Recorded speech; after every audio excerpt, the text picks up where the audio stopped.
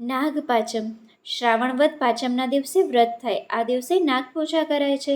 વ્રત કરનારે સવારે નાહી લેવું, પછી શેષ નાગની પૂજા કરવા. સારું ઘરની એક ભીત ધોળી તેના ઉપર અથવા પારિયાણા પર નાગનું ચિત્ર દોરવાનું ને આવતા વર્ષ માટે નાગદેવની કૃપા સંપાદન કરી લેવાય. સારું, ત્યાં આગળ ઘીનો દીવો કરી પૂજન કરવું અને કહેવું, હે બાપજી, તમે મને પ્રસન્ન હજો. ત્યારબાદ નૈવેદ્ય ધરાવી એકટાણું કરવાનું. તેમાં પલાળેલા મઠ, મગ વગેરે લેવાય. નાગપૂજા કરવાથી સાપનો ભય રહેતો નથી. નાના સરખા ગામમાં એક ડોશી રહે. તેને 7 દીકરા, સાતેયને પરણાવી દીધા હતા. 7 વહુમાં 6 મોટી વહુઓ ઉપર ડોશીને બહુ હેત અને નાની વહુને મોઢું દીઠું ગમે નહીં. નાની વહુને પિયરમાં કોઈ ન મળે એટલે સૌ તેને નપીરી કહીને બોલાવતા. ડોશી સવારથી સાંજ સુધી તેની પાસે કામ કરાવે અને વધ્યું ઘટ્યું ખાવા આપે. 7 વહુ હતી, છતાં ડોશીના ઘરમાં પારણું ઝૂલતું ન હતું. પરંતુ નાની વહુ પર ભગવાનની દયા ઉતરી અને તેને દિવસો રહ્યા. એવામાં ભાદરવો મહિનો બેઠો અને શ્રાદ્ધ પક્ષ આવતા ડોશીને કોઈના શ્રાદ્ધ પક્ષ નિમિત્તે દૂધની ખીર બનાવી. પણ નાની વહુના ભાગે જરાય ખીર આવી નહીં. વાસણ માંજતી વખતે નાની વહુને દૂધના ખીર રાંધેલા તપેલામાં કબોટી બાજી હતી, તે ઉખેડીને પોટલીમાં બાંધી લીધી. પછી તે લુગડાનો ગાસડો લઈને તળાવે ગઈ અને તળાવમાં લુગડા ધોવા બેઠી. પેલી કપોટીની પોટલી બાંધીને તેને કાંઠા પર રાખી અને લુગડા ધોઈ પછી ખાવાનું વિચાર્યું હતું. આ તળાવ આગળ એક રાફડો હતો. તેમાં એક નાગણી રહેતી. તેને પણ ચડતા દિવસો હતા. નાગણીને ખીરની વાસ આવી એ તો ઝટ બહાર આવીને નાની વહુએ રાખેલી કપોટીને ખાઈને રાફડામાં જતી રહી. થોડી વારે નાની વહુ લુગડા ધોઈ રહી. જોયું તો કપોટી કોઈ ખાઈ ગયું હતું. તો પણ ક્રોધ ન કરતા એટલું જ બોલી, જેને ખાધી હશે તેનું પેટ તો ઠરશે ને ભલે ને ખાધી, જેને ખાધી હોય તેને અમૃતનો ઓડકાર આવજો.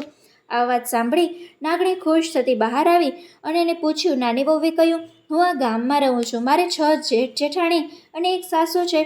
પણ મારા સાસુને મારા પર હેત ઓછું છે. તેથી મારી પાસે દિવસભર કામ કરાવીને વધ્યું ઘટ્યું ખાવા આપે છે.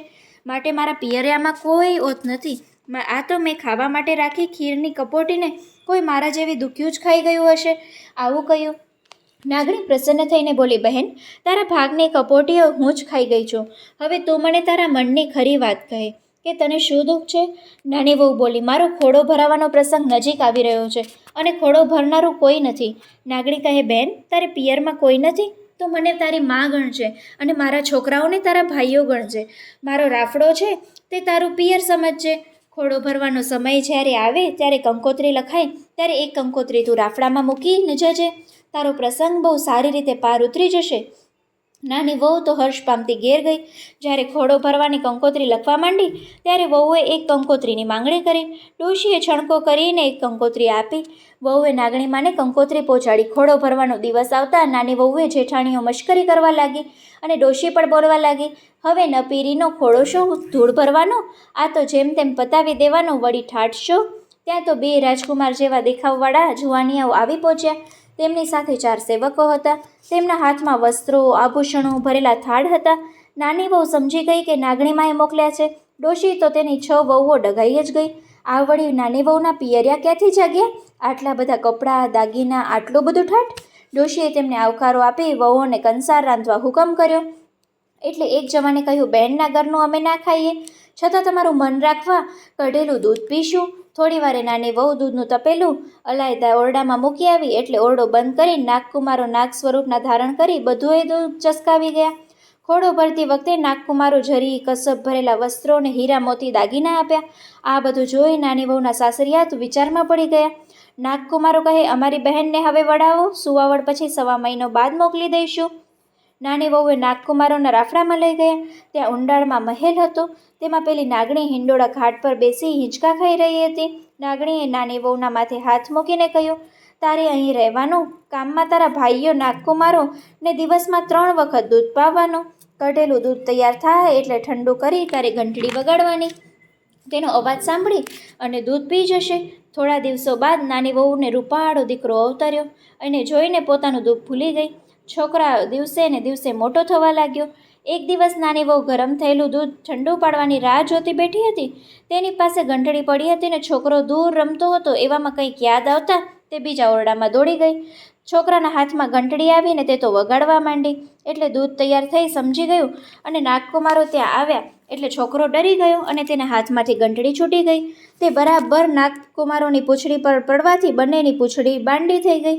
ત્યાં તો બાકી રહેલા 2 નાગકુમારો આવ્યા. તેઓ ગરમ દૂધ પીવા ગયા અને ચારેય વેદનાથી પીડાવા લાગ્યા. નાની વહુ થોડી વારે આવીને જોયું તો 2 નાગકુમારોની પૂંછડીઓ કપાઈ ગઈ હતી અને બંનેના મોઢા બળી ગયા હતા. તે સમજી ગઈ કે છોકરાઓએ ઘંટડી વગાડી હશે. નાગણીએ ચારેયને સમજાવ્યા ને કહ્યું, છોકરો તો તમારો ભાણેજ થાય, તેનાથી વેર ન હોય. સારો દિવસ આવતા નાગણીએ નાની વહુને તેના સાસરે વડાવી પેરામણીમાં ઘણું આપ્યું. સાસરે જઈ નાની વહુ સાસુને પગે પડીને છોકરો ખોડામાં મૂક્યો. ડોશી તો રૂડો રૂપાળો છોકરો જોઈ હર્ષગેલી થઈ ગઈ અને એ દિવસથી ઘરમાં નાની વહુના માનપાન વધ્યા, જેઠાણીના માનપાન ઘટ્યા. થોડા સમય બાદ નાગકુમારો વેરની વસૂલાત કરવા માટે પોતાના અસલી નાગના રૂપમાં નાની વહુના સાસરે આવ્યા અને ખૂણામાં પડેલી ઘંટી નીચે ભરાઈ ગયા. આ વખતે નાની વહુએ કૂએ પાણી ભરવા ગઈ હતી. છોકરો ઓસરીમાં બેસી ભણતો હતો. થોડી વારે તે પાણી ભરીને આવી અને પારિયાણામાં બેડું મૂકવા જાય ત્યાં તો ઠોકર વાગતા તેને નાગભાઈઓ યાદ આવ્યા અને તેનાથી બોલાઈ જવાયું, ખમ્મા મારા ખાંડા બાંડા ભાઈઓને. આ સાંભળી નાગકુમારોનો રોષ ઓછો થઈ ગયો. સવારે નાની વહુ લુગડા ધોવા આવે તળાવે નીકળી. ત્યાં નાગકુમારો પાછળ ગયા. રસ્તામાં નાની વહુને ઠોકર વાગતા એકદમ બોલી ઉઠી, ખમ્મા મારા ખાંડા બાંડા ભાઈઓને. હવે નાગકુમારોને બહેનના હેત વિશે શંકા રહી નહીં, તેથી તેના વેર ભૂલીને પોતાના રાફડામાં ચાલ્યા ગયા. એક વેળા નાની વહુ છોકરાને જેઠાણીને દૂધની ત્રાંબડી ઊંધી વળી ગઈ એટલે જેઠાણીએ નાની વહુને મહેણું માર્યું. અલી, આ બધું ઢોળી નાખ્યું, હવે બીજા દૂધના પૈસા ક્યાંથી કાઢવા? તું તો પિયરની પહોંચતી છે એટલે આંગળે ગાયો લાવીને ખડી કરી દઈશ. આ મહેણું નાની વહુને હળોહળ લાગી આવ્યું. તેને વિચાર્યું કે નાગણીમા પાસે જઈને ગાયોની માંગણી કરું. તો તે નાગણીમા પાસે જઈને રડવા લાગી અને બધી વાત કહી. નાગણીએ તો આંસુ લૂછતા કહ્યું, બેટી, એમાં મૂંઝાઈ શું છે? આવતીકાલે જ તારે ત્યાં ઘણી ગાયો ખડી થઈ જશે, માટે ઘેર જઈ વાડો બંધાવ. નાની વહુએ ઝટપટ વાડો બનાવી દીધો. બીજા દિવસે સવારે નાની વહુના નાગભાઈઓ પુષ્કળ ગાયો સોંપી ગયા. પછી નાની વહુએ સાસુને કહ્યું, આ ગાયો આપણા ઘરની છે, બધાની છે, એટલે જેટલું દૂધ પીવું હોય તે ખુશીથી પી શકે. હવે આપણે દૂધ કે માખણને ઘીની તકલીફ નહીં રહે. આ સાંભળતા જેઠાણીનો રોષ ઉતરી ગયો. જય નાગદેવ, જય નાગણીમાં. તમે જેવા વહુને ફળ્યા એવા આ વાર્તા વાંચનાર અને સાંભળનારને ફળજો.